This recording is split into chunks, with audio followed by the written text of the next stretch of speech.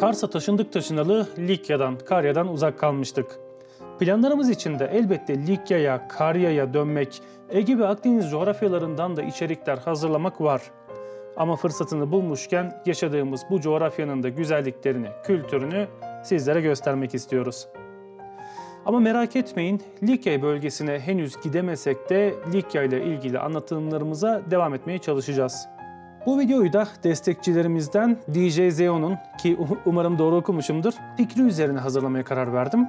Gelin İstanbul Arkeoloji Müzesi'ndeki önemli eserlerden birisi olan Likya Lahdine biraz daha yakından bakalım. Likya lahitlerinin tipik özellikleri bulunuyor. Bunlara daha önce değinmiştik ama ben yine de sizlere hatırlatmak istiyorum. Genel olarak tekne ve kapak bölümü gibi her lahitte olan parçalar mevcut. Tekne bölümleri köşeli, az işlemeli, yani mümkün olduğunca sade olarak önümüze çıkıyor.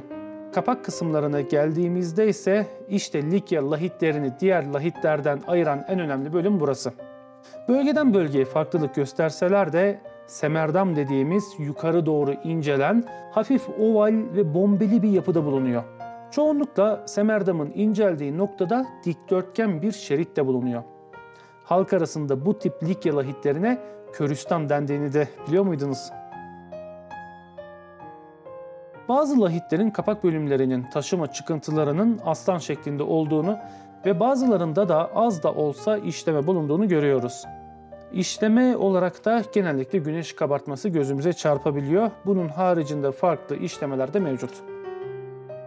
Öyle ki bu tipik şekilli lahitleri popüler kültürde de görebiliyoruz. Geçtiğimiz sene vizyona giren bir filmi hatırlarsınız. Yılın en iyi filmleri arasında gösterilmişti. İsmi de Dune Çöl Gezegeni'ydi. İşte bu filmde bu Likya lahitlerine yer verilmiş. Ben görünce çok şaşırmıştım. Ancak İstanbul Arkeoloji Müzesi'nde öyle bir Likya lahdi var ki gerek işçilik olsun, gerekse de kullanılan mermer olsun diğerlerinden keskin bir şekilde ayrılıyor. Gelin bu güzel lahde biraz daha yakından bakalım.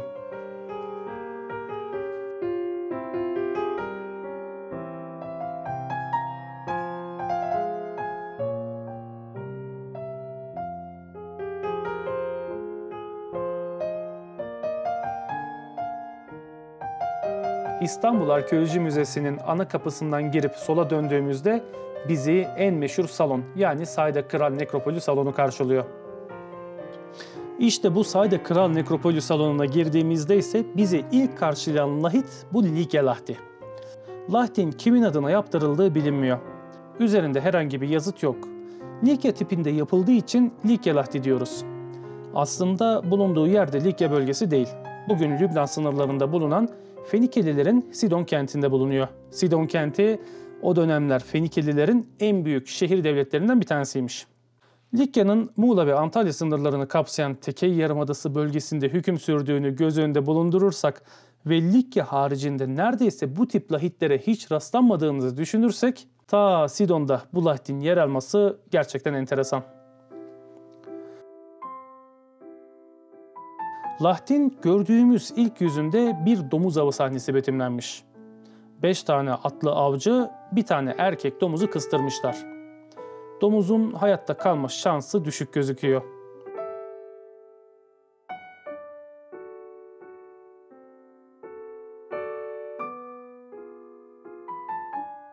Atlılardan birisi de çıplak. Burada dikkatimi çeken husus avcıların şapkaları.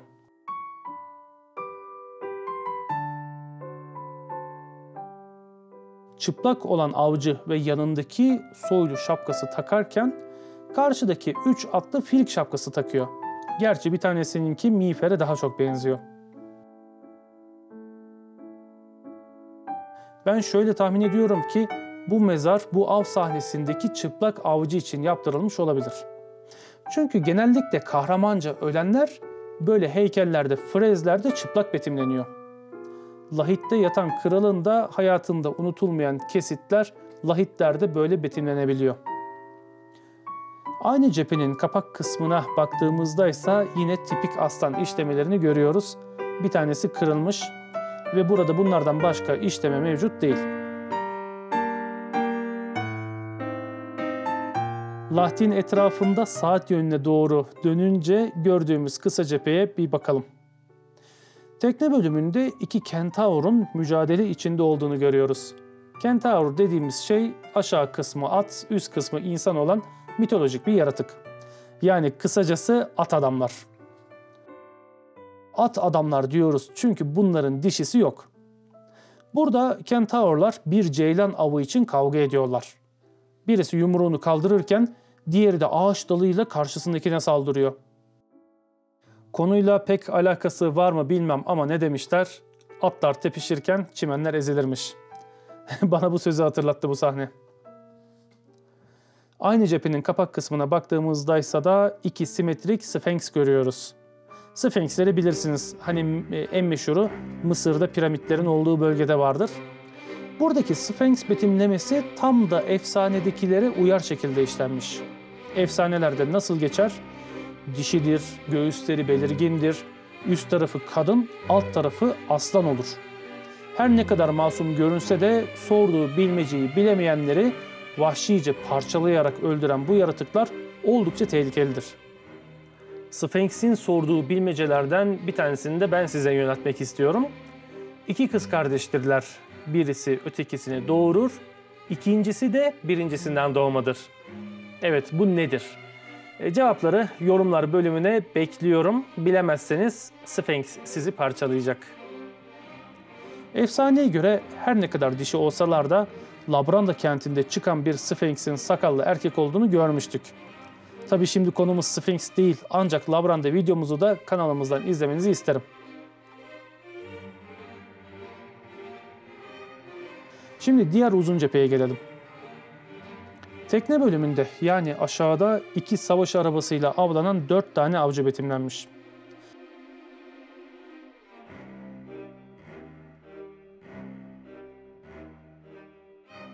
Her ne kadar karışık görünse de savaş arabalarının tekerlekleri belli oluyor. Her savaş arabasını ise 4 tane at çekiyor. At kabartmaları birbirlerine çok benziyor. En sağdaki atlar sağ tarafa bakarken diğerleri karşıya bakıyor. Böyle bir sahnenin resmini bile çizmek ne kadar zor olur siz düşünün. İşte bunun kabartmasını yapmışlar. Aslan da atların altında pusmuş kalmış.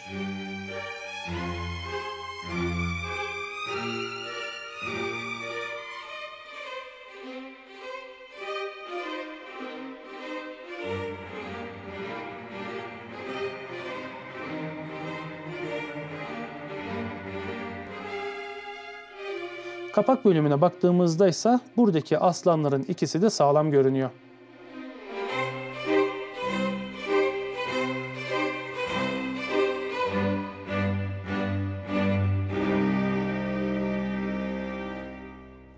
Son olarak öteki kısa yüze bakalım. Tekne kısmında yine iki kentaur görüyoruz. Birisinin elinde testi varken diğeri tahrip olduğu için ne yaptığı anlaşılmıyor. Aşağıda da savunma pozisyonunda çıplak, kalkanlı bir savaşçı görüyoruz. Herakles'in Erymanthos yaban domuzunu avlama efsanesinde tanrıların vermiş olduğu bir şarap testisinden söz edilir. Bu testinin bu efsane ile bir bağlantısı olma ihtimali var. Çünkü efsanede kentaurlar şarabı içti diye Herakles'e saldırıyorlar. Ve Herakles de hepsini alt ediyor. Ancak buradaki savaşçı Herakles'e hiç benzemiyor. Kapak kısmında ise enteresan iki grifin pozu görüyoruz. Grifonların Sphinx'lere benzer yanları var çünkü bunların da alt tarafı aslan oluyor. Ama farklı olarak üst tarafları kuş oluyor. Yani kadın değil, kuş. Gagaları belirgin ama buradaki grifonların sırtlarında ejderha gibi tırtıklı deri de bulunuyor. Bu bana enteresan geldi çünkü grifonların sırtlarında bu gibi bir parça bulunmaz. Sırtlarında bulunan bu uzuvlar bu grifonlara biraz vahşi bir görüntü vermiş, ejderhaya daha çok benzemişler. Grifinler genelde altın madenlerinin veya hazinelerin doğal bekçileri olarak yaşarlar.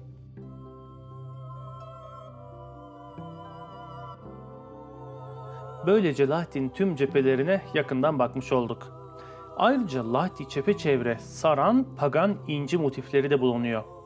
Bu inci motifleri büyüklü ve küçüklü olarak Lahti çepeçevre sarıyorlar.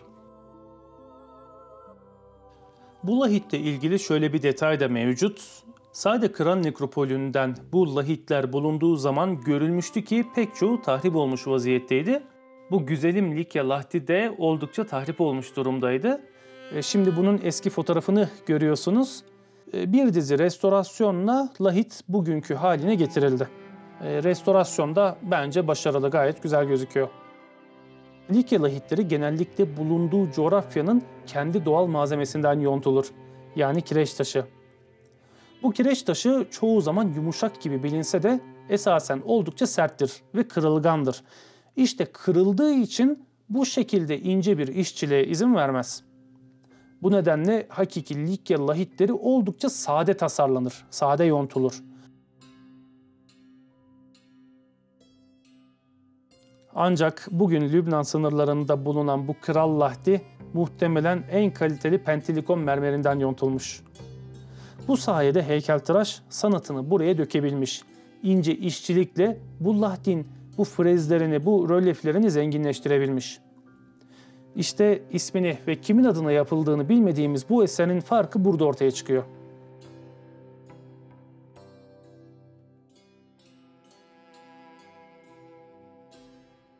İstanbul Arkeoloji Müzesi'nde bir tane daha Likya lahti görmüştüm. İsmi Gölbaşı lahti. Bunun trajik bir hikayesi de var. Likya bölgesinde bulunan hakiki bir Likya lahti ve az da olsa işlemesi de bulunuyor. Gölbaşı lahti belki başka bir videomuzun konusu olabilir. Sade Kıran nekropolünün nasıl keşfedildiğini, oradaki lahitlerin İstanbul Arkeoloji Müzesi'ne nasıl taşındığını İskender Lahti videomuzda belirtmiştim, anlatmıştım. İskender Lahti belgeselimizi de videomuzun açıklamalar kısmındaki linkten izlemenizi isterim. Videolarımızı hazırlarken öyle sağdan soldan topladığımız temsili görüntüleri değil, bizzat kendimizin yerinde kayıt altına aldığımız görüntüleri kullanıyoruz. Yani bu işe emek veriyoruz. Videolarımıza elimizden geldiğince devam etmek istiyoruz. Tabii sizin de desteklerinizle. Katıl butonuyla bize doğrudan destek olabileceğiniz gibi kanalımıza abone olarak ve videolarımızı konuyla ilgilenen arkadaşlarınıza göndererek bize destek olabilirsiniz. Bir sonraki videomuzda görüşmek dileğiyle diyoruz. Arkeoloji ve doğayla kalın.